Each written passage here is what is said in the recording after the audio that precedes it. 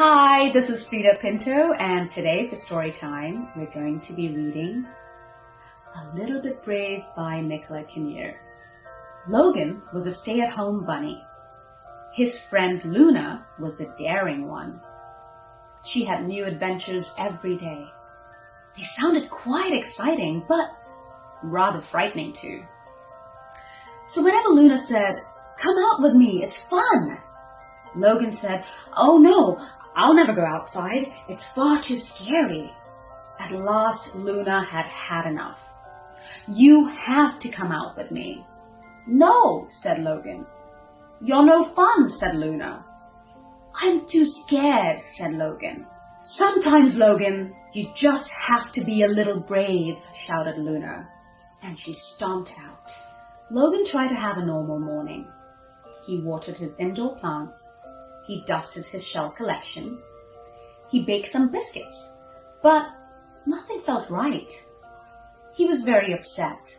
Luna had never been angry with him before. "I have to make it up with her right away," he thought. There was just one problem. Luna was outside. Now, it would have been an adventure, and Logan had never had one of those. He had no idea what to pack, so he took a snorkel, a torch, and a tin of biscuits. Then he put on his favorite scarf, plucked up all his courage, and tiptoed out. It was strange and noisy in the woods.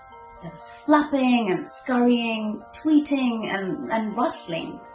Oh, I knew it would be scary, thought Logan. He took a deep breath and called, "Luna!"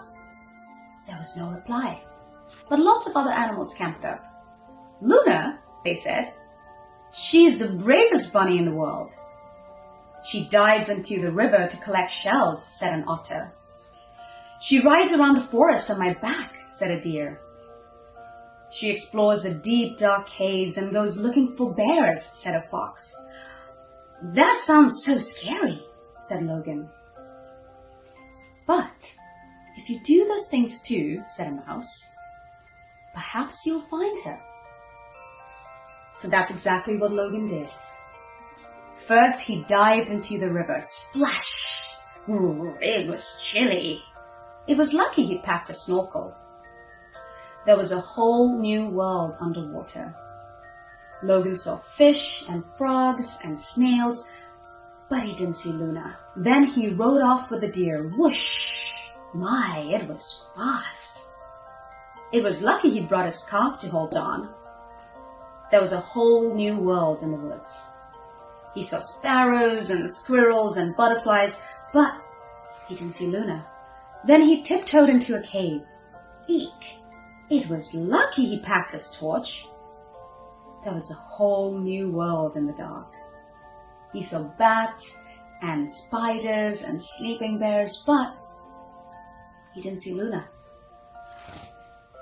Logan was amazed at all the things he'd done. "If only I could find Luna," he said. "She'd be really proud of me."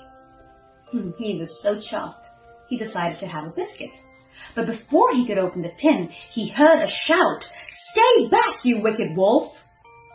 Now that voice sounded very familiar. In fact, it sounded just like Luna. Oh no! A huge hungry wolf was trying to eat her. Logan hid behind a tree. Suddenly he didn't feel brave after all. I want to go home," he whimpered. But he couldn't let Luna be eaten. So he picked up his biscuits, plucked up all his courage, and ran. "No!" he cried. "Don't eat Luna! Eat my biscuits!" The wolf was very surprised. "Biscuits," he said. "I don't mind if I do." And he gobbled up the whole lot. The wolf was very friendly after that. "That was amazing!" cried Luna. "When did you become so brave?" "I think it started this morning," said Logan, "when I was baking biscuits."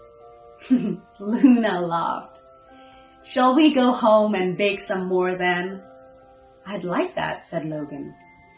But first, we need another adventure. The end. A funny, reassuring story which shows that we're all a little braver than we think.